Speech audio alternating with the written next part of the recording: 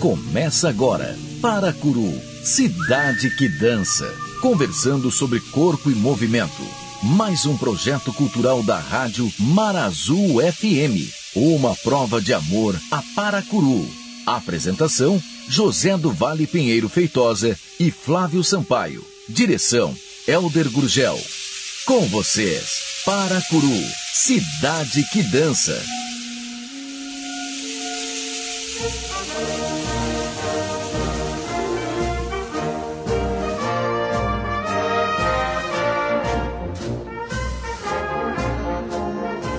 Neste momento aqui em Paracuru, o sol já se pôs no horizonte e contemplamos as primeiras horas da noite que sucedeu este belo dia das nossas vidas. Junto conosco estão o Flávio Sampaio e o Fábio Vilardi, no encontro que reflete a evolução do dia e da noite, das forças e energias que se movem no corpo deste planeta que nos gerou. Um enunciado do Fábio traduz esta tarde e ele diz que não tem diferenciação entre a Terra e nós.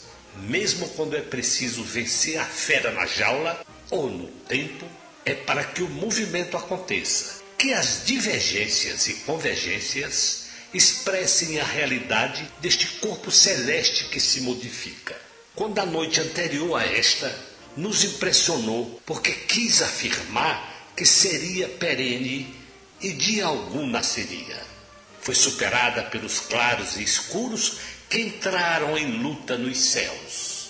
A claridade foi se firmando como um anúncio de um outro tempo, de outras luzes, de outras cores e da nitidez que nos pareceu fosse o destino daquele fluxo de aconteceres como necessidade do amanhecer.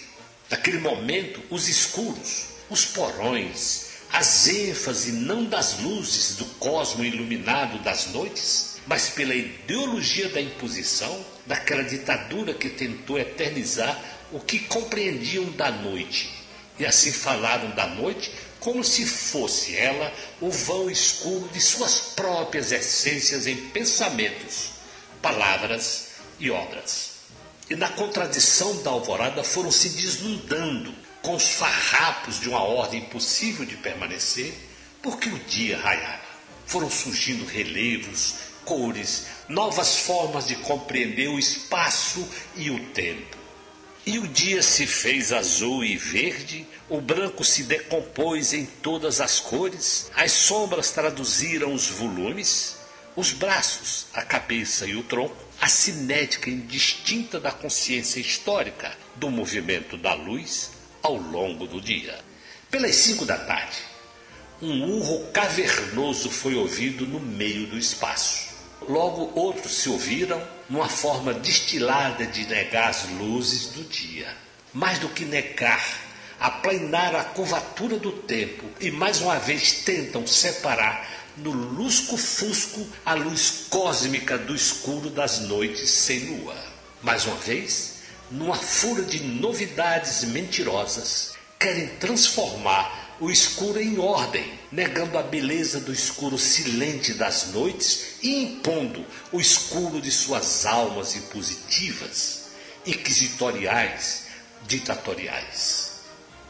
Por isso o Flávio Vilardi e o Flávio Sampaio, apaziguando seus nomes em diminutivos, chamam o movimento que emana do corpo para traduzirem a arte que revela o verdadeiro sentido das belas noites do planeta, especialmente esta noite de Paracuru.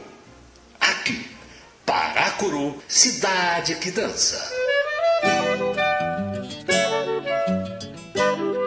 Fábio Vilardi, bem-vindo a Paracuru, bem-vindo a esse programa Paracuru, cidade que dança. Seja bem-vindo, Fabinho. Muito obrigado, Flávio. Eu acho que eu tenho essa intimidade, porque a gente lá no começo da carreira estivemos bastante tempo assim juntos, no sentido de estávamos começando essa carreira linda de dança numa mesma época, às vezes com os mesmos professores. Então, assim, me dê essa liberdade de chamar você às vezes de Fabinho. Fábio, vamos lá. Vamos lá. Em que cidade que você nasceu? Conta pra gente um pouco como foi a tua infância. Se já acontecia na sua infância algo que denotava que você iria se tornar um artista. Vamos lá, então, como você me chamou de Fabinho, eu também tenho essa relação com você de Flavinho. E já vai entrar a história da dança, que a Jane Blaut me chamava de Fabinho e ela se referia a você como Flavinho. Isso. Eu falava exatamente dela. Jane Blaut, que foi nossa professora, foi uma bailarina maravilhosa, estrela do Balé de Zurique, que dançou muito tempo em Paris, uma professora fantástica do Teatro Municipal do Rio de Janeiro e daí do Balé Estágio. E do Balé Estágio também. Um bloco só, não sei se essa expressão chegava a você também. Sim, claro, por isso o Fabinho. Muito bom, né? Um bloco só. Isso. Sempre com cigarro na mão, né? Sim. Com todo aquele conhecimento. Com todo aquele... Vamos lá então, Flávio. Eu sou de São Paulo, né? Nasci em São Paulo em 52, setembro de 52. E meus pais são filhos de imigrantes italianos, né? Famílias muito pobres, tanto pelo meu pai como pela minha mãe, foram muito pobres. Meu pai começou a trabalhar com 8 anos de idade, saiu da escola com 8 anos para poder trabalhar. E minha mãe também, com 8 anos, ela aprendeu a ler, saiu e foi trabalhar. Naquele tempo, minha mãe, em casa de família, né? Era um serviço doméstico, mas ela era a madrinha dela, né? E meu pai, ele chegou até a distribuir santinho em porta de igreja para poder ter algum sustento, né?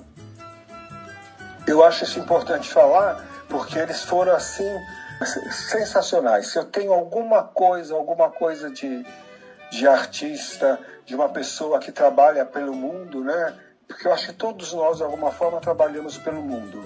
E como eles devem se sentir orgulhosos de você, Fábio, porque hoje você é um homem culto, você é um homem que tem uma educação formal, acadêmica e um artista reconhecido. Então, assim, você deve ser aquele exemplo de filho e orgulho de pais que tiveram muito trabalho, né? Muita dificuldade para criar você. Tiveram, e eles tinham a consciência de que o estudo era importante. Eles, como não aprenderam somente a ler, eles não deixavam por menos, tanto eu como meu irmão, a faltar na escola. Não podia de jeito nenhum faltar na escola. Podia chover canivete. Eu agradeço imensamente isso a eles. E minha mãe, e junto a isso, nós tínhamos tarefas em casa. Então, essas tarefas de casa, que era limpar a escada, ou limpar o banheiro, ou não deixar um copo, se usou o copo, sujou o copo, lavou o copo na mesma hora. Então, eu acho que eles ensinaram intuitivamente uma ética, que eu aplico isso em todo lugar. Sim. Uma coisa de não esbarrar na outra. Então, eu acho que a minha infância é uma gratidão imensa pela minha infância que eu tive. Que uma escola foi uma escola. Os meus pais foram a minha grande escola. Fábio, você acha que por eles serem descendentes de europeus, descendentes de italianos, eles traziam um viés cultural para casa, para dentro de casa, diferenciado assim das famílias mais brasileiras, vamos dizer assim?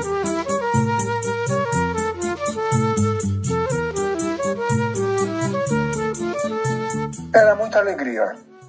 Se tivesse um viés diferente, era de alegria, não de trazer, porque eles não eram de ir ao teatro, não eram de... Minha mãe ia muito no cinema, não eram de ir ao teatro, não sabiam que era um balé, mas eles tinham no sangue deles aquela coisa, acho que de italiano tem, né? Principalmente de Nápoles, do sul da Itália, de as famílias, tudo é festa. Então meu pai tinha um grupo de... Hoje seria pagode, mas era um grupo de... Era pandeirista, ele tocava pandeiro, meu tio violão. Então tinha arte na sua família. Então já tinha arte, já tinha uma música, já tinha o cinema. Às vezes a gente não percebe que isso faz parte do alicerce da nossa formação. Com certeza. Então o grupo dele chamava, uma época chamou o Grupo da Fome. uma coisa assim, né? Porque eles tocavam por tocar mesmo, né? E aquilo acho que foi trazendo na gente essa alegria, essa coisa de tudo ser muito natural, muito verdadeiro. Eu não ia num teatro, mas tinha essa coisa verdadeira em casa. Tem um outro tio que era muito... Onde ele estava era só risada, né? Por onde ele estava era só risada. Essa minha tia que cantava maravilhosamente bem. E minha mãe tinha um bom gosto extremo, que até o final da vida dela, ela cuidou muito bem. Eu tenho as coisas dela ainda guardadas, tudo de muito bom gosto. Tudo com muito cuidado. Então acho que isso me fez, deu essa base para mim, Flávio. Olhar a arte. Mas quando é que a arte chega para você, assim, mais formalmente?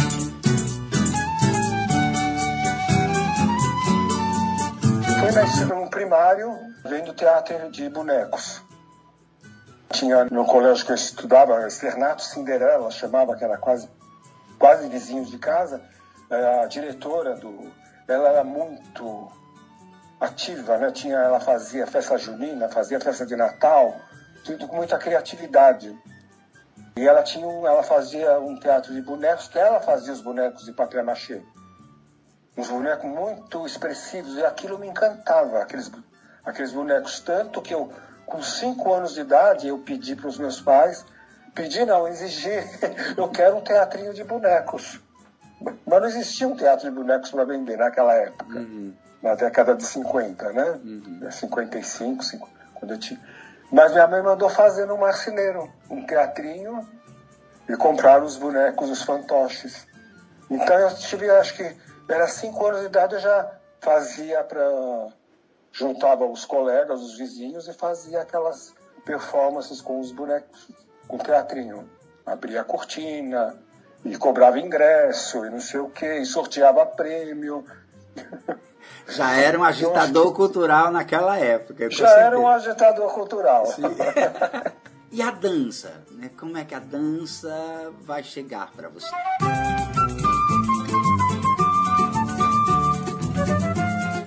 A dança, acho que de pequeno também, antes da dança, acho que tinha a performance. De pequeno, as minhas brincadeiras eram diferentes das brincadeiras das outras crianças. Tanto que as mães não gostavam muito que brincava com o Fábio, as crianças. Porque uma vez eu reuni as crianças, dei uma vela para cada uma e todas tinham que andar em fila. Era uma performance coletiva, que eu fiz uma coreografia. E chegava um quarto de empregada da minha vizinha, né? A gente foi meio quarto de despejo. Assim, tinha uma árvore de Natal antiga, que era pintada. Eu falei, todo mundo tem que ir em fila e pôr a vela lá acesa. A árvore pegou fogo no quarto. Meu Deus! Então foi essa uma performance. Então essa foi... A dança chegou por esse caminho.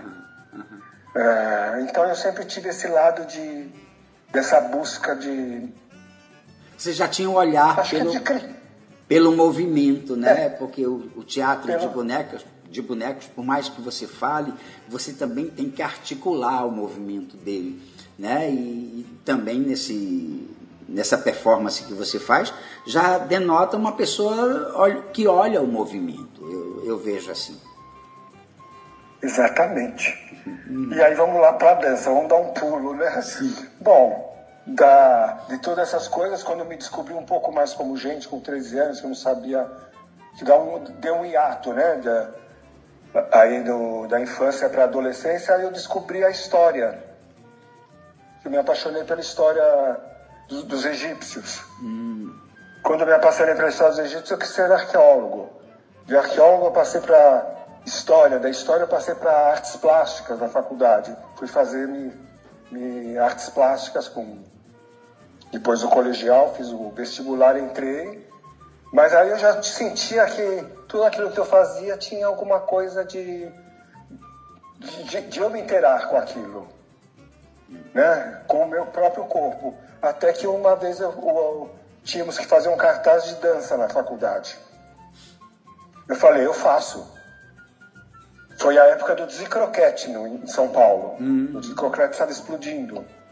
Lenny Dale e toda aquela trupe fantástica, né? Que fizeram o maior sucesso na década de 70. 70, foi 74, eu acho. O Lenny Dale, que era um bailarino da Broadway, né? Era uma estrela da Broadway, que morou muito tempo no Brasil. Sim. Exatamente, o Lenny Dale, que era muito amigo da Liza Minnelli, e quando chegou ao Brasil ele transformou, né? Estava ao auge da Bossa Nova, ele trouxe aquela força para a Bossa Nova, né? Mesmo com o sotaque americano, inglês, ele tinha um swing de Bossa Nova, né? E ele também foi um inspirador para Elis Regina, o Lenny Dale. Sim, eles foram parceiros. Ele quem mostra para Elis Regina a coreografia dos braços do festival, que ficou famosa, do arrastão. Ficou famosa. Isso. Exatamente. E eles quebraram com muitos paradigmas, né, o Dizzy Croquette. Sim. Na época, né, porque estava em plena ditadura militar, eles dançavam praticamente nus, né, e não tinha papas na língua, eles falavam tudo o que tinha que ser. Eu acho, Fábio, que até mais do que hoje, eu acho que hoje nós estamos muito mais cuidadosos com as palavras e com as ações do que essa fase da década de 70, onde as pessoas se rasgavam. Exatamente, você está falando uma coisa que eu acho que é muito séria, porque deu uma virada no disco, né, na sociedade brasileira. Sim. Teve uma abertura política, mas por um outro lado a sociedade deu uma invertida, né? Tem uma regressão nos costumes, né? No progresso da humanidade, no progresso do homem, no homem poder ser mais feliz, né? Eu acho que a gente regrediu bastante. De uma certa forma a gente ficou um pouco careta, né? A verdade é essa. Estamos ficando velhos caretas, porque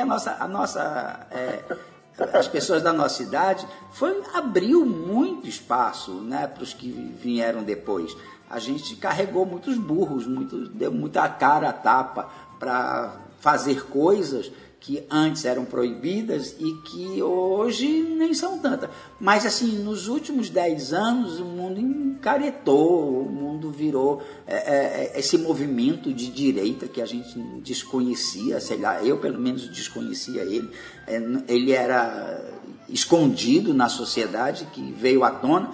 Ele veio com muita força, isso me preocupa muito, Fábio, assim, isso me preocupa o ressarcimento, a dificuldade que um garoto, uma garota tem de ser o que é hoje, me dá tristeza, fico triste. O mundo se polarizou, você fala isso, é muito forte isso que você fala, o mundo se polarizou, né? Ou é isso ou aquilo. Não existe entrelinhas, não existe o meio da coisa. Não existem os nuances, né, da vida. Sim. E nesses nuances é que você se descobre e pode aprofundar, né? Sim. É como você pode ser feliz, né, nas nuances, nos entremeios. Você nunca vai ser feliz nos polos. Os polos é muito concentrado, né? A vida é muito pesada nos polos. Mas vamos lá, Fabinho. E a dança? Eu quero saber como é que você chegou na dança. Porque você é um homem assim... Eu estive em São Paulo um tempo atrás e eu te vi dançar. Eu disse assim, poxa, o Fabinho ainda está no palco. Né? Porque a dança tem essa coisa das pessoas com mais idade não poderem mais subir ao palco para dançar. O que os corpos velhos, que a gente vai falar daqui a pouco, quebra esse paradigma maravilhosamente bem. Mas eu fiquei surpreso de você estar no palco e muito feliz de ver você, um artista consolidado, um artista bonito de ver, um artista interessante, mostrando toda uma vivência e uma vida de arte, né? Porque a gente mostra a nossa arte com o nosso corpo, então o nosso corpo mostra aquilo que a gente viveu. E eu vi isso nas tuas apresentações, eu fiquei muito feliz.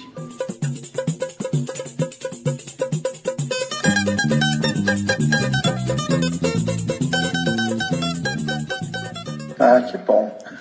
Fico feliz também, né, de saber que a gente pode, que eu dei continuidade, né, que isso possa ser compartilhado, né, com o público, sim, né? Sim. Isso para mim é muito importante, né? As nossas procuras, né? Porque eu acho que o artista tem uma coisa, não determina uma coisa quando ele traz, ele leva uma procura, né? Procuras e encontros, né? Isso. Eu acho que essa busca que nos isso. faz artistas. Essa busca, né? Essa verdade. busca que não necessariamente ela termina num achado, né? O importante Mas são as camadas que a gente vai tirando, eu acho. Né? A gente vai tirando camadas. Se a gente vai chegar na verdade, isso não importa. Para mim não importa. Não importa. Importa as camadas que a gente consegue tirar. Exatamente, Flávio. É isso. Mas a dança, você está me deixando mais curioso, porque eu quero saber como é que você começa a dançar.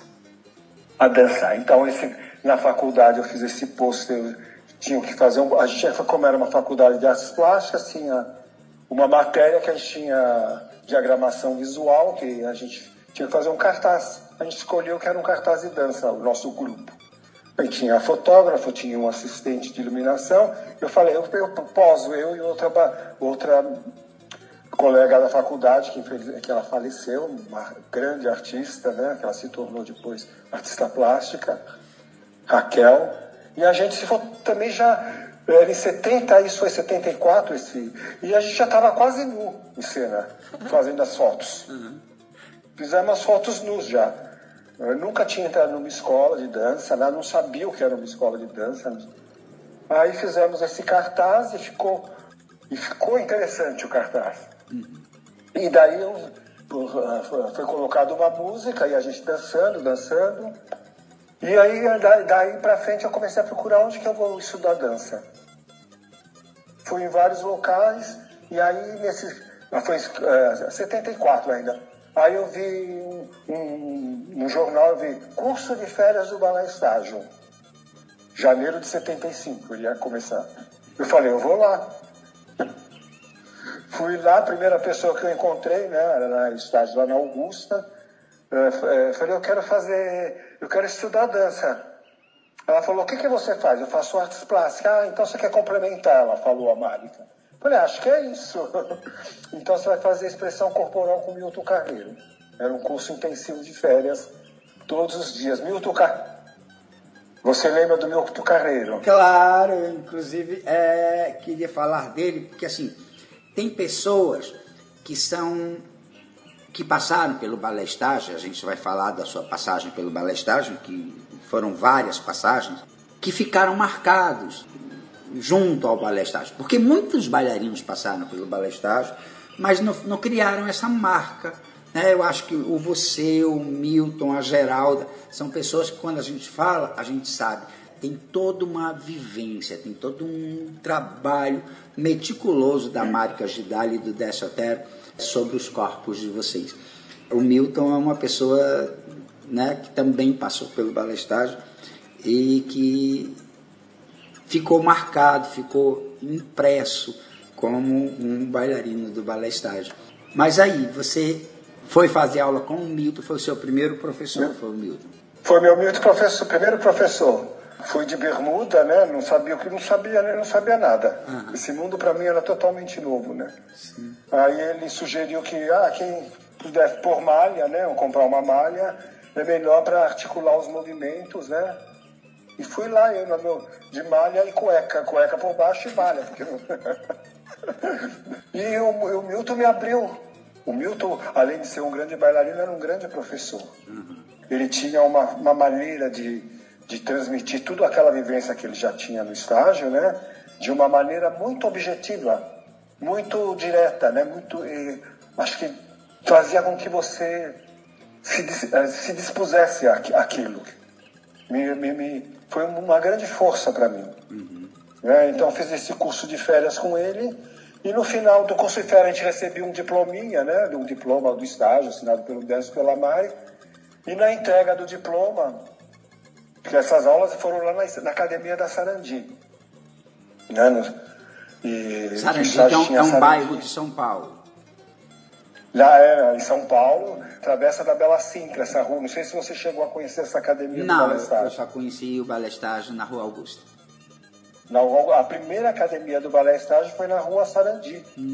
Era um espaço bem menor. Então eu fiz aula lá. Aí depois que eles foram para lá, eles foram para o Salão Grande na Augusta em 74, mas continuou por muitos anos a academia na Sarandi, onde nessa academia, no início da ditadura, se reuniam muitos intelectuais das artes, não só da dança, mas do teatro, do jornalismo, da literatura. Muita gente importante passou por essa academia da Sarandi, que foi fundada pela Márica, Décio Otério e Geralda. Sim. Foi lá que eu comecei o curso Os seus primeiros passos.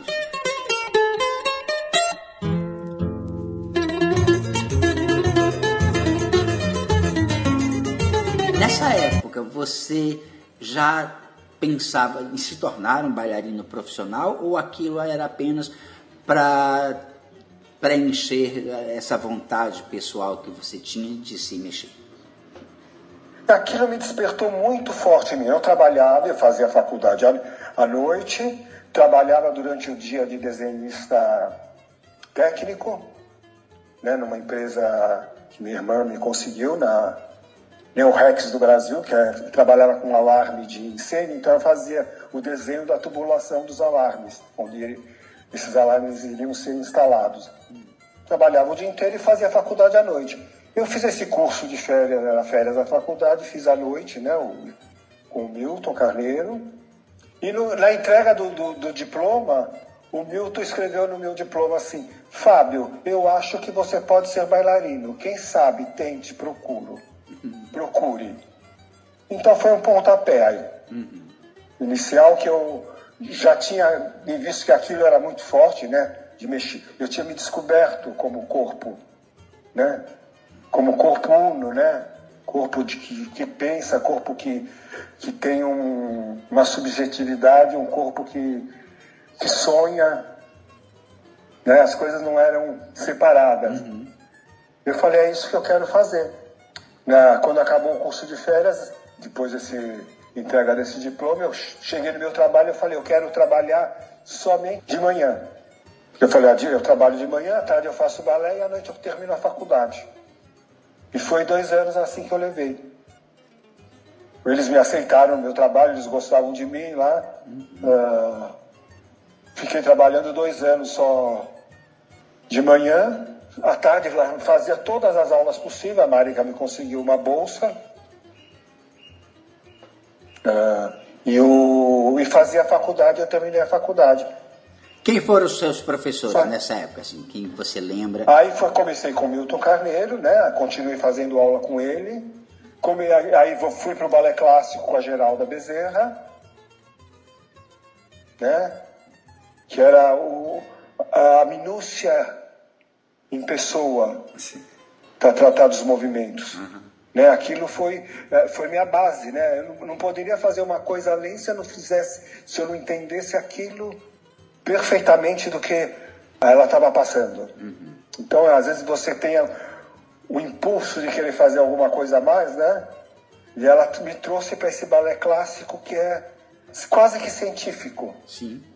Na verdade, científico. Sim. Né? A Geralda Bezerra, cheguei a dançar 1 ano depois com a Geralda. Bom, estamos falando dos nossos professores, né? Foi Geralda Bezerra, Liliane Benevento, que foi bailarina do estágio, que fez aula com a Lina Bernaca, trouxe toda aquela carga da Lina Bernaca também, de ser ortodoxa, né? Isso é assim, não tem a variação disso. Né? Liliane Benevento, que depois vai trabalhar com o Angel Viana e o Klaus Viana, não? Não, a Liliane Benevento ela ficou dando aula no estágio por muitos anos. Tá. Ela foi uma exímia bailarina. Eu estou confundindo com outra pessoa. Está confundido. Sim. Liliane Benevento ela foi altamente uma bailarina clássica, né? Mas um corpo perfeito. Que hoje tem uma escola em São Paulo que é bastante reconhecida, não é assim? Não, ela não, a Liliane não. Ela trabalhava com a Lina Bernaca, ela foi cria da Lina Bernaca, veio para o estágio, dançou os 2 primeiros anos com estágio, e quando casou ela se desligou da carreira de bailarina e se ocupou de dar aula.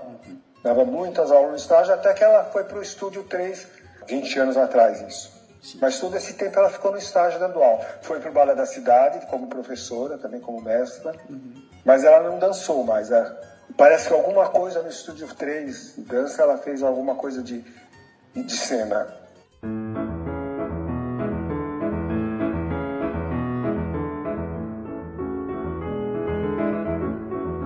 E aí você fica no estágio, tua formação é feita lá no balé estágio, e quando é que você diz, agora eu quero fazer disso a minha profissão, eu quero fazer disso o resto da minha vida? O resto da minha vida. Então, esses 2 anos foram de aulas constantes, né? Aproveitar, eu não faltava na aula por nada, e terminei a faculdade, como era meu desejo também, né? E aí os Décio e Marika tinham que fazer uma viagem para os Estados Unidos em janeiro, e eles me pediram, e a secretária do estágio da Sarandi ia tirar férias também. E como eu estava bolsista, pagava só um pouquinho, e às vezes não pagava, viram aquele meu entusiasmo de fazer aula, Geralda, o Milton, viram que eu tinha um entusiasmo muito grande. E eles me chamaram se eu poderia ficar na secretaria da Sarandi, e eu faria o curso que eu quisesse, de férias. Eu falei, eu fico na Sarandi da secretaria. Fiquei não sei quantos dias enquanto que a Ivane tirou férias, acho que foi em dezembro isso. Em janeiro era o curso de férias, eu fiz todos os cursos de férias. Eu só tinha 2 anos de aula de dança, mas eu fazia o de adiantado, o de profissional, o de intermediário, o iniciante, e fazia também uma aula, eu não lembro o nome do professor agora, mas ele era do Rio, de Laban Notation. Você acho que deve lembrar quem era, que era um grande estudioso do Laban. Ele deu um curso de escrita da dança lá no estágio, um curso de férias. Assim eu não vou lembrar. Ele veio do Rio para dar esse curso de férias. Não então sei. Eu fiz. Não sabe? Então eu fiz todos os cursos. Eu ficava de manhã até de noite. Eu parei de trabalhar. Fiz todos esses cursos. Quando acabaram esses cursos, Marika e Décio me chamaram para dar aula para criança. Eu aceitei, E comecei a dar aula para criança, acho que foi janeiro, fevereiro. Quando foi fevereiro, março, assim, ele falou, você quer ser estagiário da companhia? Eu falei, eu quero. Eu punho o pé na jaca, eu não sabia o que...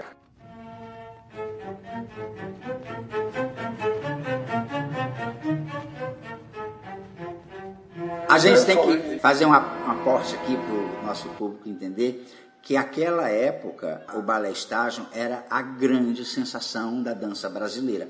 O balé estágio abre um espaço na dança do Brasil que até então nenhuma outra companhia tinha chegado. Primeiro, ele começou a fazer uma dança que era mais próxima a nós brasileiros, aos nossos corpos e à nossa cultura. Ele começou a ir em lugares onde ninguém ia. Então, assim, toda a dança do interior do Brasil, e eu falo interior, os estados que estão fora dos grandes centros culturais, eles foram extremamente contagiados pelo balé estágio para criar a sua própria dança e as suas próprias companhias. Não é assim? Exatamente. Foi assim muito... Nesses 2 anos, eu acho que agora eu posso complementar, eu fui assistir tudo que era do estágio. Tudo que passava lá em São Paulo do estágio, eu ia assistir. Vi a estreia de Navalha na Carne, que foi no Teatro Municipal. Navalha na Carne chamava Quebradas do Mundaréu, que não poderia se chamar Navalha na Carne. Porque estava proibido pela ditadura militar.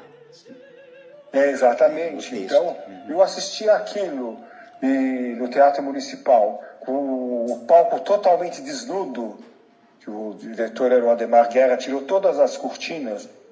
Que hoje todo mundo faz, mas que naquela época foi quase um escândalo. Como que vai dançar num palco assim, mostrando as suas entranhas? Hoje todo mundo faz, eu adoro dançar com o palco nu, mas que aquela época era... Totalmente novo, aparecendo todo o maquinário atrás, canos, escadas. E eles aproveitaram aquilo e desnudaram o homem brasileiro, né? Essa nudez, eu acho que pode-se fazer uma analogia se desnudando do homem brasileiro, né? Aquelas 3 personagens de Navalha na Carne, né? Colocando as mazelas, né, do nosso povo diante de uma situação política que a gente vivia, né? Sim. Aquilo foi um tapa na cara como nunca foi dado, eu acho, né? E que a censura, os censores, eles não entendiam a dança, eles não entendiam esse código, né, corporal.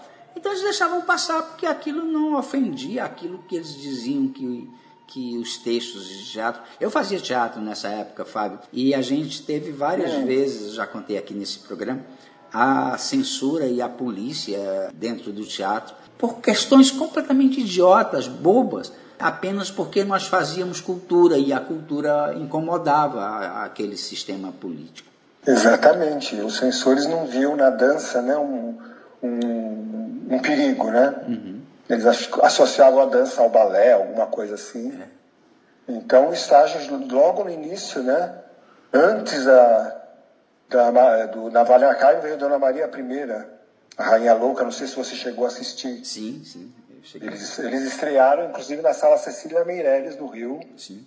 Em homenagem a Cecília Meirelles, porque eles pegaram um texto, não é assim? Conta um pouquinho se você sabe. Então, a Dona Maria I, né, foi uma obra de 72, né, eu ainda não estava nem fazendo dança, mas eu vi a remontagem, né, que eles fizeram. Cecília, eles pegaram o texto da Inconfidência Mineira, né, da Cecília Meirelles, e transportaram para a dança. Uhum.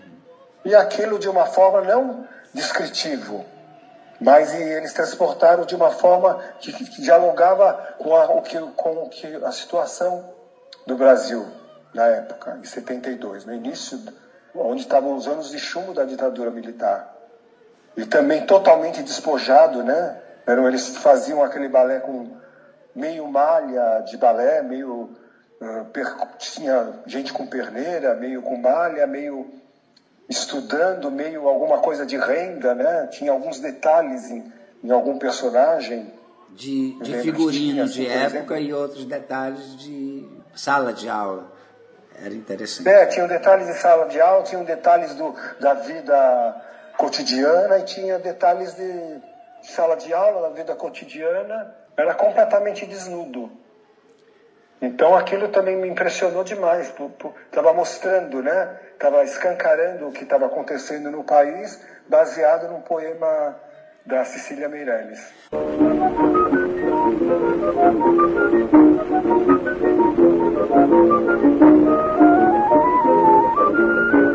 Mas, Fábio, quando você estreia, assim, a sua estreia no balé? A minha estreia. O seu primeiro eu balé? Vi todas essas coisas, né? Uhum. Eu vi a Dona Maria I, eu vi Jerusalém, que me impressionou demais, que eu sempre gostei muito de mim. A arte sacra sempre me impressionou muito. E Jerusalém, quando eu assisti aquilo, eu falei, nossa, toda a arte sacra está em movimento. Uhum. Foi um balé, um dos primeiros balés do estágio. Também foi 71, 72, acho. É um balé que ganhou, estava a PCA na época, melhor coreografia, com música do Almeida Prado. Ah, sim. Uma música fantástica, um balé fantástico, toda aquela arte sacra em movimento, né? E tinha uma reflexão muito forte no final, né? De união. Eu assisti tudo isso. Uma vez eu fui viajar para Campinas, né? Eu ainda era com um amigo, falei, vamos assim, vai estrear Das Terras do Bem Virá, com música do Geraldo Vandré. Uhum. E bamboleou, e estreia em Campinas. Eu falei, vamos assistir, eu quero ver. E fui lá assistir Das Terras do Bem Virá, que também era o Geraldo Vandré, já preso pela ditadura, torturado, já estava meio... uma vez eu cheguei, eu ouvi lá indo no estágio, ele estava meio um pouco perturbado. Então, eles mexiam com coisas do estágio que não tinha como você não se contaminar, né? E e acho que teve essa ligação comigo, né? Alguma coisa também me atraiu. E aí foi quando você perguntou do início. Estava lá dando aula para as crianças do estágio, o Décio falou, quer participar a gente vai fazer uma coreografia que você pode fazer, você quer participar? Eu falei, lógico. Era o Quarupi. Começou a montar Quarupi. Olha, então Quarupi foi o teu primeiro balé. E Quarupi é um ícone, né, do repertório do estágio. É um ícone. Foi a primeira, já participava da coreografia, de todos aqueles laboratórios que eram feitos, né, do Quarupi. E eu estreiei com Quarupi. Em julho de 77. A ida ao Xingu foi antes da estreia ou foi depois da estreia? Não, foi depois da estreia. Eu estreiei com o Quarupi, eu não sabia o que eu ia fazer. Né? Aí eu vi que tinha marcado uma viagem enorme para o Nordeste, não sabe, para o estágio, né? O Décio começou a falar, olha, você vai entrar em Bamboleô também, num trechinho de Bamboleô. Não entrei. Acoplou uma outra música, né, com uma música do Francisco Alves. Quantas são? São 3, são 4, 5. Quantas são a pedir meu coração? Mas nós estávamos todas de bailarinas. Eram só os meninos que faziam, os homens, todos de bailarinos, de bailarinas. E aí ele me colocou nisso, eu falei... E logo quando ele me colocou aí, ele falou, olha, nós vamos fazer uma viagem para o Nordeste. Você quer ir dançando isso, Quarupi, e ajudando no que precisar? Passar roupa, limpar o pau? Eu falei, na hora eu respondi que iria. E eu fiz essa viagem para o Nordeste, e antecedeu a viagem do Nordeste foi a ida para o Quarupi, para o Xingu.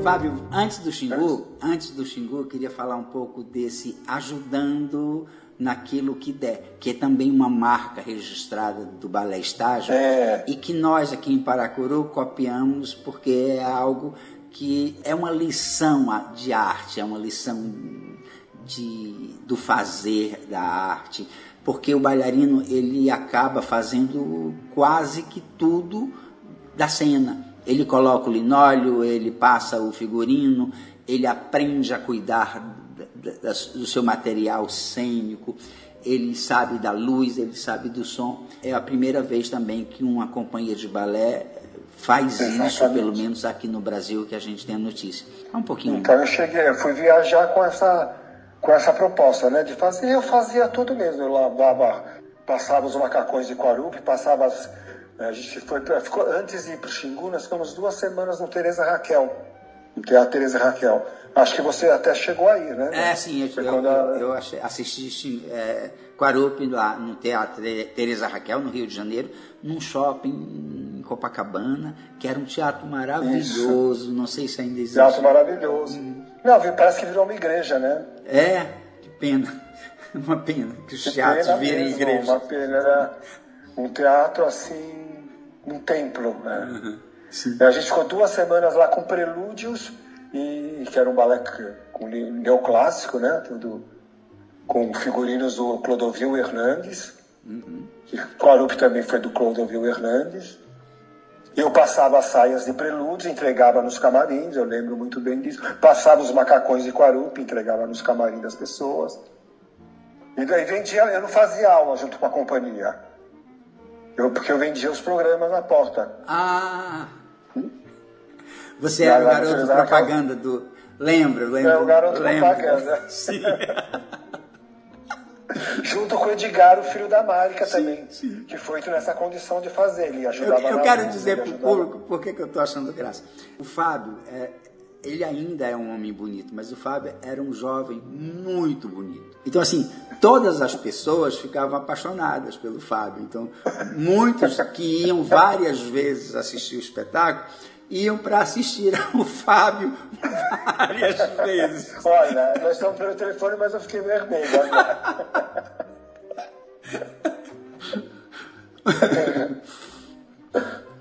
Mas isso é verdade. Isso, eu tenho provas de que isso é verdade.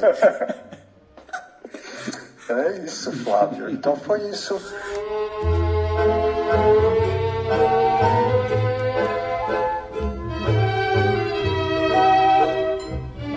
Aí vamos falar do Xingu.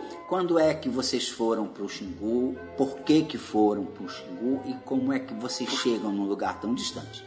Íamos para o Xingu, um projeto da Tânia Quaresma, uma cineasta. Eu não sei mais o paradeiro dessa artista, que eu nunca ouvi falar mais do trabalho dela. Mas tem algumas coisas, alguns registros dela a gente encontra. Ela queria fazer um trabalho, ela chegou aqui em São Paulo, conversou com Décio e Marika.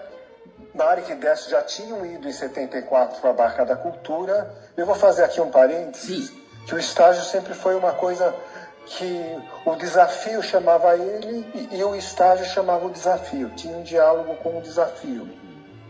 Porque Pascoal Carlos Magno, na Barca da Cultura, chamou uma companhia, chamou o Balé Estágio, né, para essa aventura, né? Sim, nós falamos aqui na entrevista com a Marika Gidali, nós falamos um pouco. Falou, então. Então essa atração pelo desafio via de mão dupla. Acho que por isso que Tânia Quaresma viu todo esse movimento, chamou o estágio para fazer uma ligação, um diálogo entre o homem atual, né, a sociedade contemporânea, com os indígenas, os povos primitivos. Os verdadeiros donos da terra, sim, né? Sim. Os nossos ancestrais aqui desse continente. Então ela quer fazer uma ligação, mas parece que ia ser em São Paulo, na Praça da Estação da Luz, uma coisa assim, mas parece que foi a Marika que sugeriu que teria que ser nós que teríamos que ir para o Xingu, para um lugar realmente deles. Eu não gosto de chamar reserva, eu acho uma coisa tão chata isso. Reserva indígena, né? Sim. A terra deles, as poucas deles, terras que ainda continuam deles, né? É deles, não é uma reserva. Sim. Então foi essa a proposta da Tânia Quaresma, e ela armou tudo isso junto com Egberto Gismonti, esse grande músico, que fez uma música especialmente para a gente dançar lá. Ele chegou a ir junto com vocês? Ele foi junto, foi a Maribel Portinari, que é uma crítica de dança. De dança, uma escritora também, e você a conhece, né? Sim. E foi também a Marília de Andrade, a filha do Oswald de Andrade, e foi Maurício Kubrus, eu falei, né, que era um jornalista. Sim. Foram essas pessoas que foram, que fomos, acho que em 4 ou 5, como o avião transportava só 7 pessoas, a gente foi em 4 ou 5 vezes, levando todo esse pessoal. De que cidade vocês saíram para chegar no Xingu? Aí a gente saiu de Brasília. Do Rio de Janeiro, que a gente estava no Teresa Raquel, a gente foi para Brasília. E de Brasília a gente já pegou a gente ficava num hotel em Brasília, que ia por partes, né? Lá para o Xingu. Eu lembro que eu fui no último dos voos, que foi junto com o Egberto Gismonti. Não sei se a Marika falou na entrevista dela, mas ele fez uma música especialmente para se dançar lá no Xingu, que chamava Conforme a Altura do Sol, Conforme a Altura da Lua. Não falou. E aí vocês dançaram isso lá para eles? Como é que foi essa interação? Dançamos isso lá para ele. Dançamos isso lá para ele.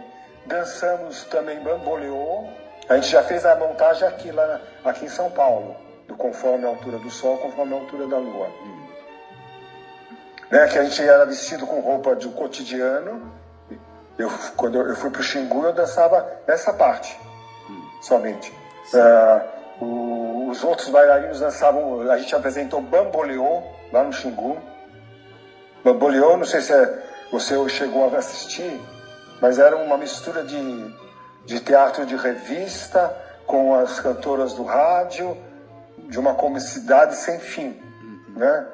Foi dançado bamboleô, foi dançado uma coreografia do Ismael Guiser, um grande professor Ismael Guiser, grande coreógrafo, grande bailarino Ismael Guiser, era argentino. Sim, que dançou no balé do Quarto Centenário, chegou a São Paulo. Também dançou no balé do Quarto Centenário, que foi um inspirador de várias gerações da dança. Sim. Ele fez ele montou um padedê com Décio e Marika, Tristão e Isolda, com música de Wagner, que foi apresentado no Xingu.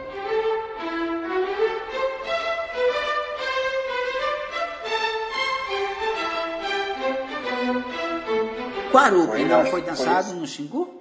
Não, Quarupi não foi dançado no Xingu.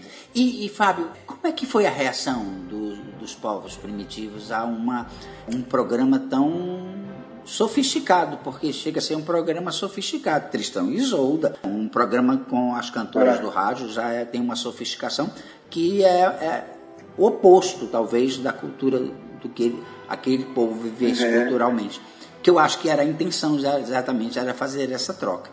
Como é que foi a resposta? Eles riam muito, tudo para eles é um grande cerimonial, né? E a gente tem muito a aprender, né? Marica sempre fala isso e a gente não cansa de repetir, né? Porque a gente só tem a aprender.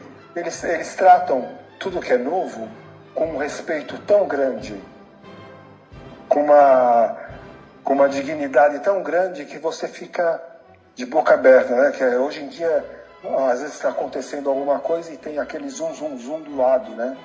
Né? O homem está sempre perdido. Não, eles se sentam como se fossem toras de árvore.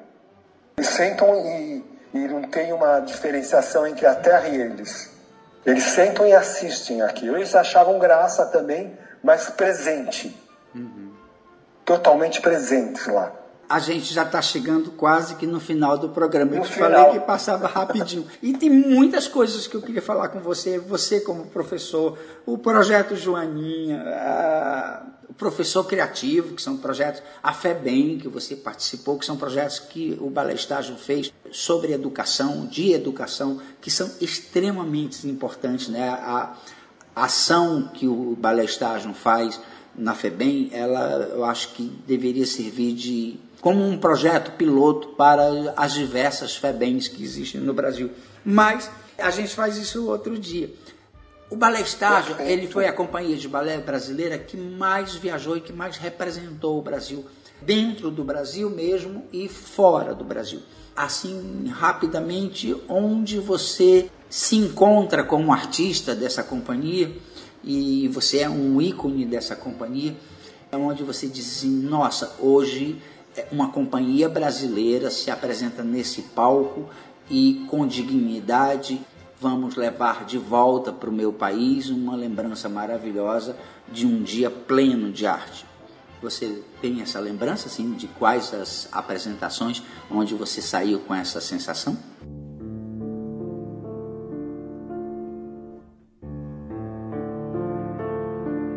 Eu acho de estar lá no Xingu, foi essa sensação muito forte. Eu acho que o estágio é uma coisa que, como eu te falei, ele está sempre em diálogo com o mundo. Ele está sempre em buscas, aquele poesia do Fernando Sabino, né? Da procura ao encontro. Essa procura e encontro estão na mesma argamassa. Então eu acho que é isso que o estágio tem de mais forte, essa curiosidade de procura e encontro. E eu acho que faz com que a gente tenha momentos importantes.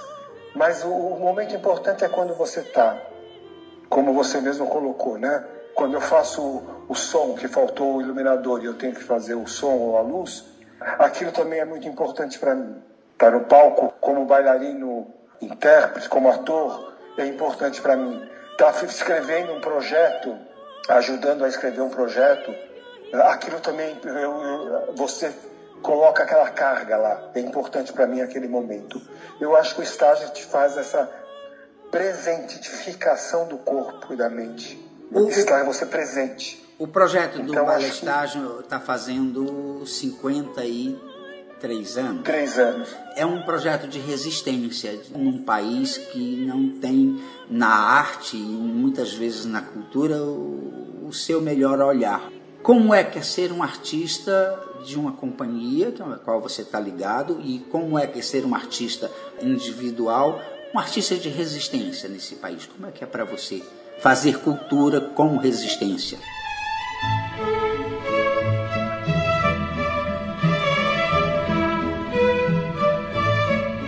Eu acho que a gente é matar um leão a cada dia, que falam, né? Sim. Mas é matar não com um peso de perca, porque faz parte, eu acho, que da transformação do mundo. Então, acho que faz parte isso, esse matar um leão por dia, eu acho que faz parte estar transmitindo para as novas gerações a importância da continuidade, né? Aqui eu queria colocar um parênteses, que eu acho importante que se tenha visibilidade o estágio, mais visibilidade, ele tem todo as honrarias, né, o estágio, mas às vezes não tem a visibilidade necessária. É importante a visibilidade para os novos artistas, para as novas vozes que estão surgindo. Porque nós fomos uma vez numa reunião, não faz muito tempo, para apresentar um projeto. Na reunião falaram, mas a gente tem que dar espaço para as novas vozes. Com certeza tem que dar espaço para as novas vozes. Mas aqueles que trilharam, que passaram por muitos desafios, eles têm que ser colocados, têm que ser expostos para que essas novas vozes de hoje consigam também ir à frente. Porque as novas vozes de 20 anos atrás não estão mais aqui. As novas vozes, muitas, né? Não digamos todas. As muitas vozes de 15 anos atrás não estão mais aqui. Não todas.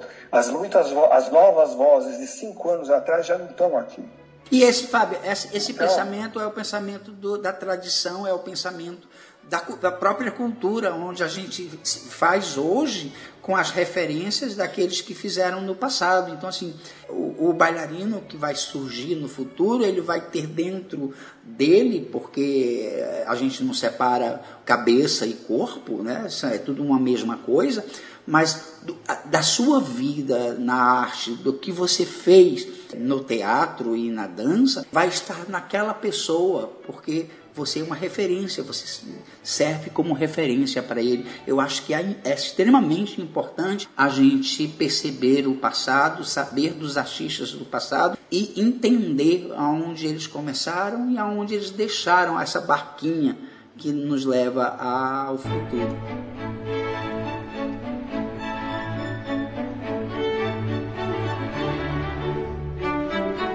Exatamente. Fabinho, meu querido. Meu querido, infelizmente, Fabinho, meu querido. Nosso tempo, eu estou terminando o programa como a gente começou. Fabinho, a gente vai terminar porque nosso diretor é carrasco com o tempo. A gente poderia ficar aqui conversando sobre dança o dia inteiro, porque nós somos de uma geração que fez muito pela dança.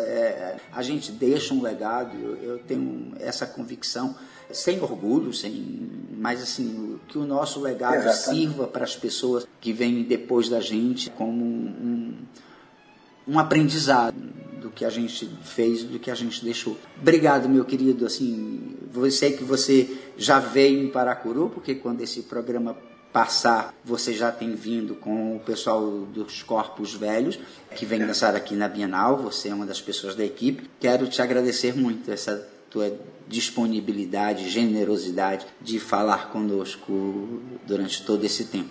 Eu que agradeço, Flavinho, esse espaço importante que você fomenta aí em Paracuru, no Ceará, no Brasil, né, digamos. No Brasil você fomenta esse grande diálogo. Muito obrigado, Fábio. Tá tudo de bom para ti. Obrigado. Fica com Deus. Tchau, tchau.